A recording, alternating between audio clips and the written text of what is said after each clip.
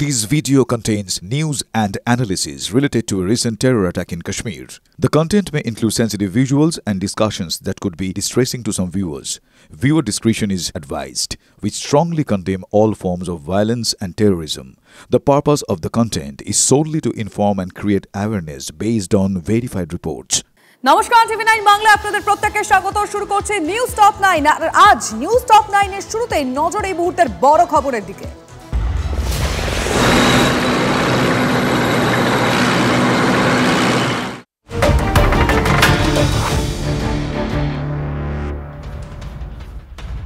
ভারতীয় নৌসেনার মহড়া এই মুহূর্তে দাঁড়িয়ে বিগ ব্রেকিং নিউজ। বুক দুরু পাকিস্তানের পোরবন্দরের কাছে মহড়া শুরু করলো ভারতীয় নৌবাহিনী। যুদ্ধজাহাজ ও যুদ্ধ বিমান নিয়ে মহড়া বাহিনীর আজ সন্ধ্যে থেকে শুরু যুদ্ধের মহড়া। 7ই মে পর্যন্ত চলবে এই মহড়া।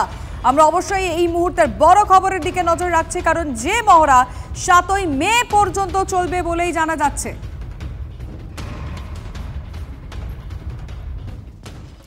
নৌসেনা প্রধানের সঙ্গে প্রধানমন্ত্রীর বৈঠক, অত্যন্ত বড় একটা খবর। আরো একটা বিগ ব্রেকিং নিউজ, প্রধানমন্ত্রীর বাসভবনে নৌসেনা প্রধানের সঙ্গে জরুরি বৈঠক হয়।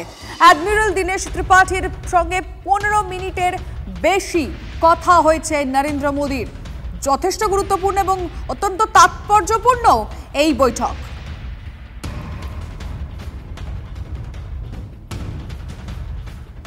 ফিরোজপুরের জবাব ফোর্ট আব্বাসে। এবার বিএসএফ এর হাতে পাকড়াও পাক রেঞ্জার্স। বিএসএফ এর হাতে বন্দী ফোর্ট আব্বাসের পাক রেঞ্জার্স। এবং জানা যাচ্ছে 23 এপ্রিল থেকে পাকিস্তানের হাতে বন্দী বিএসএফ জওয়ান পূর্ণাম শাহ আজকে পাকিস্তানি রেঞ্জার সীমান্ত লঙ্ঘন করতেই তাকে পাকড়াও করা হয়েছে। আমি জানতে চাইবো এই বিষয়ে আরো তথ্য। আমাদের প্রতিনিধি সায়ন্ত ভট্টাচার্য টেলিফোন লাইনে রয়েছেন। সায়ন্ত, একদমই দেখো, পাক রেঞ্জার্স এবার ধরা পড়লো বিএসএফ এর হাতে। স্বাভাবিকভাবেই পূর্ণম শাহকে যেভাবে পাক রেঞ্জার্সরা আটক করে রেখেছে অন্যায়ভাবে, এবার পাল্টা পাক রেঞ্জার্স সে সীমান্ত লঙ্ঘন করে যখন এপারে চলে আসে, অর্থাৎ ভারতীয় ভূখণ্ডের দিকে চলে আসে, তখনই কিন্তু বিএসএফ তাকে আটক করে। ঘটনাটি রাজস্থানে আব্বাস ফোর্ট সীমান্ত এলাকায়। ইতিমধ্যে পাকিস্তান সেনার তরফে বলা হয়েছে ফ্ল্যাগ মিটিং করার জন্য পাক রেঞ্জার্সের তরফে। ভারতীয় সেনা কিন্তু এখনো পর্যন্ত তাদের দাবি মান্য দেওয়া হয়নি, কারণ ভারতীয় বিএসএফ তরফে জানানো হয়েছে 8 বার ফ্ল্যাগ মিটিং করার পরেও তারা পূর্ণম শাহকে হাতে ফেরত দেয়নি। এবারে ফ্ল্যাগ মিটিং কবে হবে, কিভাবে হবে, সেটা ভারতীয় বিএসএফ অর্থাৎ ভারতীয় সীমান্তরক্ষী বাহিনী স্থির করবে। তবে একের বদলে এক সেটা বুঝিয়ে দিল ভারতীয় বিএসএফ। এবং এই জায়গায় দাঁড়িয়ে পূর্ণম শাহ যাতে দ্রুত ছাড়া পায় এবং সেটা ছাড়া পাওয়ার পথ কিন্তু অনেকটাই প্রশস্ত হলো বলেই মনে করছেন প্রতিরক্ষা বিশেষজ্ঞরা। ধন্যবাদ সায়ন্ত, নজর রাখো। কাশ্মীর জুড়ে জঙ্গি ধরপাকড় অভিযানে যৌথ বাহিনী।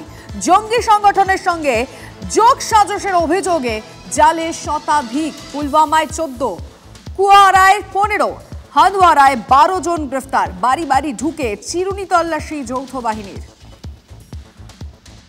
पहलगाम आतंकी हमले के बाद जहां जम्मू कश्मीर में हाई अलर्ट है, सरहद से लेकर कश्मीर घाटी के अंदरूनी इलाकों तक, वहीं बीएसएफ ने कमान संभाली है। नॉर्थ कश्मीर के अक्सर जगहों पर बीएसएफ के ये वीर सपूत लगातार दिन रात तैनात है और इसी तरह यहां पर इन तमाम वादियों को सुरक्षित कर रहे हैं। ख़ासतौर पर इंटेलिजेंस इनपुट के बाद कि आतंकी जो है वो जंगलों के इलाकों से घुसपैठ करने का प्रयास कर रहे हैं और कहीं पर भी वो अपनी गतिविधि करने का प्रयास कर सकते हैं। उसके चलते ख़ासतौर पर पर्यटन स्थलों पर सुरक्षा को चाक चौबंद किया है, बढ़ा दिया गया है। ये एक बहुत अहम पहल है कि पर्यटकों को सुरक्षित महसूस कराया जाए। उसके चलते तमाम जो आसपास के जंगल के इलाके हैं, पर्यटन स्थल के, वहाँ पर इसी तरह जवानों को तैनात किया गया है। और Jammu Kashmir police, BSF, CRPF, सेना, तमाम जो जवान हैं देश के, वो सतर्क है और किसी भी आतंकी प्रयास को विफल करने के लिए सक्षम है और लगातार इसी तरह तैनात है, ताकि कश्मीर घाटी में जो है एक बार फिर से शांति बनाई जाए और तमाम जो आतंकी नेटवर्क है और आतंकी गतिविधियां हैं उन्हें जो है विफल किया जाए। सीधी तस्वीरें आपको दिखा रहे हैं नॉर्थ कश्मीर के पर्यटन स्थल से, किस तरह जंगल के इलाकों में भी कॉम्बिंग और साथ ही साथ पेट्रोलिंग लगातार और बड़ी तादाद में तैनातगी जवानों की है। कैमरा पर्सन सैयद मुर्तज़ा के साथ इरफान कुरैशी, टीवी9 भारतवर्ष, नॉर्थ कश्मीर। আর এই মুহূর্তে জানিয়ে রাখবো আপনাদেরকে, আমাদের রাজ্যে চন্দননগরে গ্রেফতার পাকিস্তানি নাগরিক। ৪৫ বছর ধরে চন্দননগর কুঠির মাঠ এলাকায় থাকতেন ফতেমা বিবি। আধার প্যান কার্ড থাকলেও নাগরিকত্বের আবেদন করেও পাননি। পেহেলগাঁও হামলার পর পাক নাগরিকদের দেশে ফিরে যেতে বলা হয়েছে। পাকিস্তান থেকে ভারতে এসে রয়ে গিয়েছেন। তাদের খোঁজ শুরু হতেই গ্রেফতার হলেন পাকিস্তানি ওই মহিলা। পুলিশের স্পেশাল ব্রাঞ্চের খাতায় ফতেমা নিখোঁজ ছিলেন ভিসা নিয়ে আসার 1 বছর পর থেকেই। 1980 সালে ট্যুরিস্ট ভিসা নিয়ে বাবার সঙ্গে ভারতে আসেন তিনি। 2 বছর পর চন্দননগরের এক বেকারি মালিকের সঙ্গে বিয়ে হয়। ধৃত ফতেমার 2 মেয়ের বিয়ে হয়ে গিয়েছে। ঘটনায় হতবাক প্রতিবেশীরা।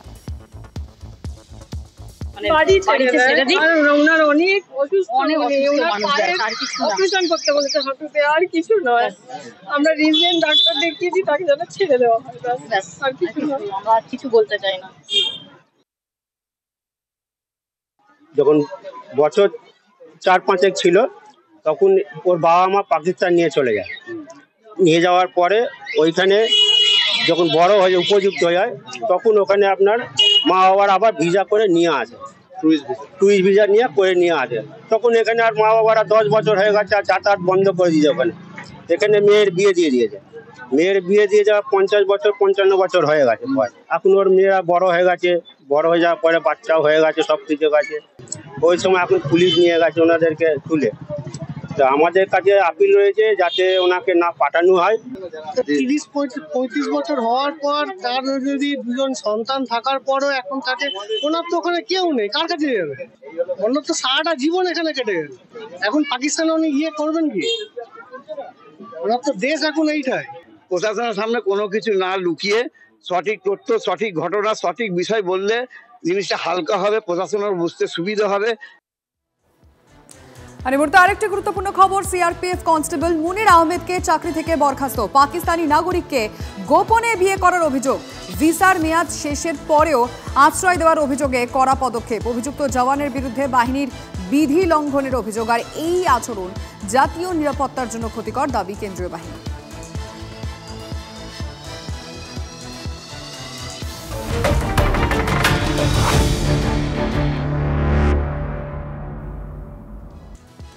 রাত পোহালেই নিট।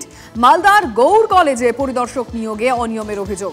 নিয়ম ভেঙে বিজ্ঞান বিভাগের 9 শিক্ষককে পরিদর্শক করার অভিযোগ। আর এখানে কিন্তু শেষ নয়, অভিযোগ 4 জন কম্পিউটার অপারেটর, ল্যাব অ্যাসিস্ট্যান্টকেও এবং ইনভিজিলেটরের তালিকায় রাখা হয়েছে। তাদের মধ্যে একজন আবার ক্যাজুয়াল স্টাফ, যা ঘিরে দানা বেঁধেছে জোর বিতর্ক। শুধু নিজেদের কলেজেরই নয়, অন্য স্কুল থেকেও যে পরিদর্শক নেওয়া হয়েছে তাদের মধ্যেও 5 জন বিজ্ঞান বিভাগের শিক্ষক আছেন বলে অভিযোগ। আবারও নিট কেলেঙ্কারি এবং বড় কারচুপির পর্দাফাঁস। আমি যেখানে দাঁড়িয়ে আছি সেটা গৌড় কলেজ, এবং এই গৌড় কলেজেই রয়েছে নিট পরীক্ষা। এবং আশ্চর্যজনকভাবে দেখা যাচ্ছে সেখানে যারা ইনভিজিলেটর হিসেবে নিযুক্ত হয়েছেন তাদের মধ্যে অনেকেই রয়েছেন যারা শিক্ষকই নন। তারা কারা? তারা কেউ ল্যাব অ্যাটেন্ডেন্ট, কেউ আবার কম্পিউটার অপারেটর, যারা আবার কন্ট্রাকচুয়ালি কাজ করেন, পার্মানেন্ট স্টাফও নন। এভাবেই নির্দিষ্ট যে নিয়মাবলী রয়েছে, যে নির্দেশিকা রয়েছে, তাকে সম্পূর্ণভাবে বুড়ো আঙুল দেখিয়ে একটা চক্র এখানে কাজ করছে বলে অভিযোগ। শুধু তাই নয়, যে বিজ্ঞান বিভাগের শিক্ষকদেরকে তুলে আনা হয়েছে এখানে গার্ড দেওয়ার জন্য, যারা ভেতরে গার্ড দেবেন, যেটাও কিন্তু মান্যতা দেওয়া হয় না।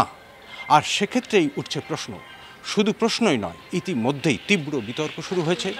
একটি রাজনৈতিক দল আবার সরাসরিভাবে এই বিষয়ে মামলাও করতে চলেছে। মালদা থেকে ক্যামেরায় মুজিবর শেখের সঙ্গে শুভতোষ, TV9 বাংলা। মালদার গৌড় কলেজে নিটের পরিদর্শক তালিকায় বিতর্ক। বড় সড় কেলেঙ্কারির গন্ধ পাচ্ছে বিজেপি। তাদের অভিযোগ, যে সমস্ত পরীক্ষার্থী টাকা দিয়ে নিটে পাশ করতে চায় তাদের সুবিধা করে দিতেই তৃণমূলের মদতে এই অনিয়ম। পাশাপাশি গতবারের কথা মাথায় রেখে কেন্দ্রকে বদনাম করতেই এই চক্রান্ত বলেও অভিযোগ বিজেপি, যদিও যাবতীয় অভিযোগ অস্বীকার করেছে তৃণমূল কংগ্রেস।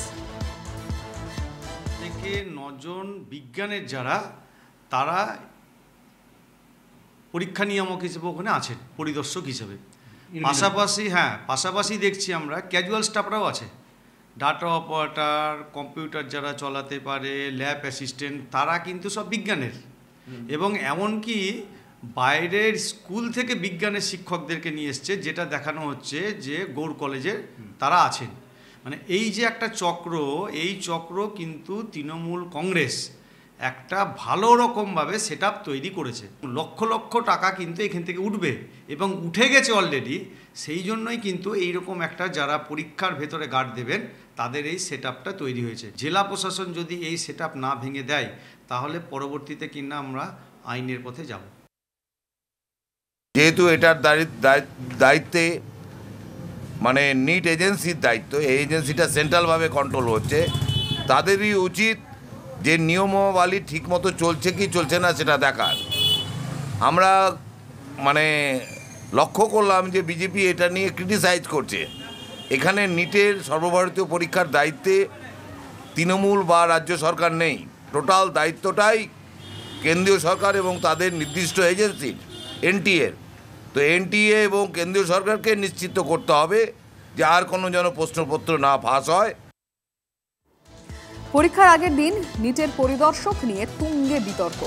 যদিও যাবতীয় অভিযোগ অস্বীকার করে গৌড় কলেজ কর্তৃপক্ষের দাবি নিয়ম মেনেই পরিদর্শক তালিকা করা হয়েছে।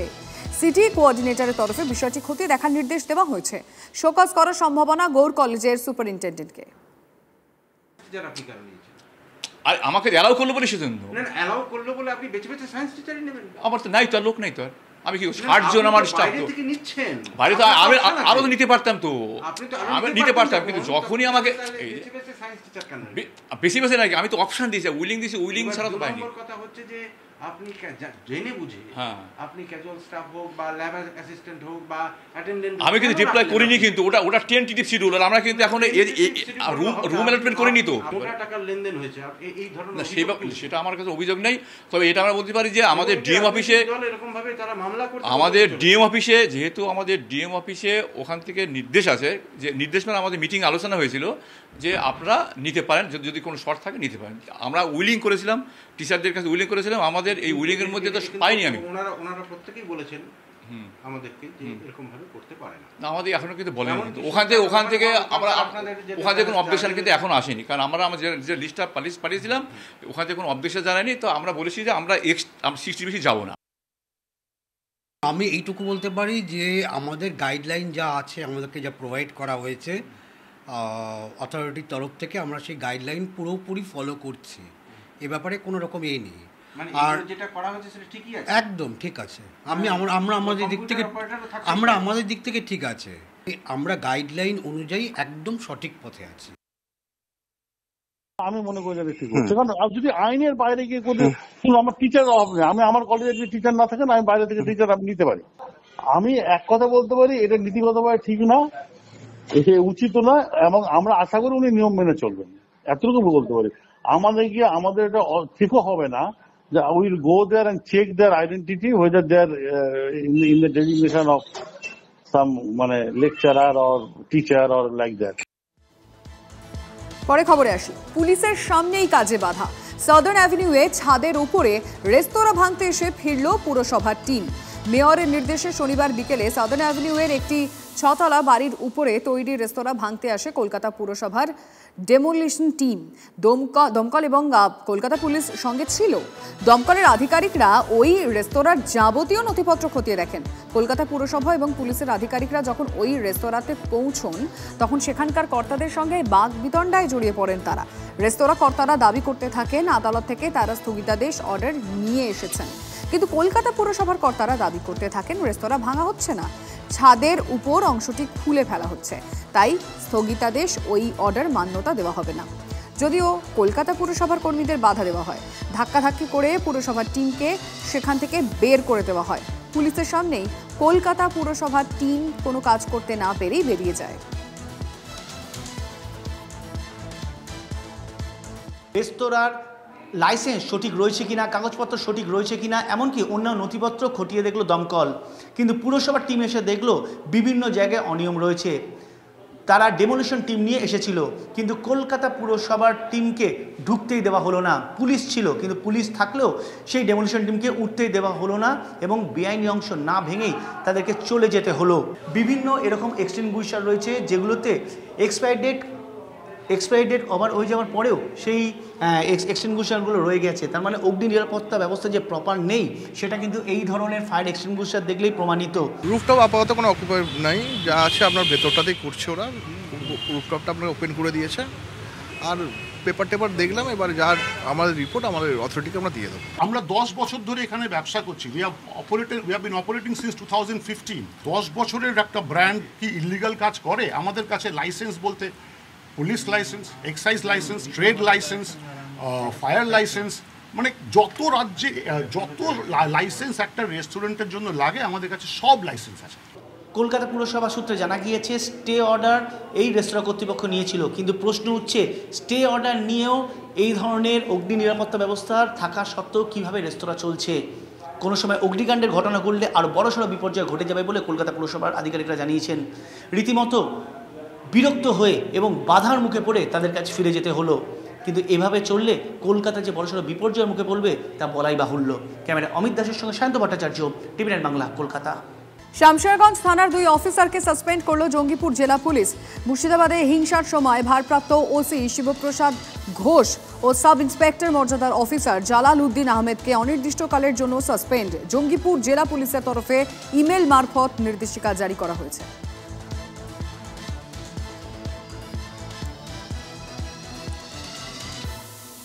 শামশেরগঞ্জ থানার 2 অফিসারকে সাসপেন্ড করল জঙ্গিপুর জেলা পুলিশ। মুর্শিদাবাদে হিংসার সময় ভারপ্রাপ্ত ওসি শিবপ্রসাদ ঘোষ ও সাব ইন্সপেক্টর মর্যাদার অফিসার জালাল উদ্দিন আহমেদকে অনির্দিষ্টকালের জন্য সাসপেন্ড। জঙ্গিপুর জেলা পুলিশের তরফে ইমেল মারফত নির্দেশিকা জারি করা হয়েছে।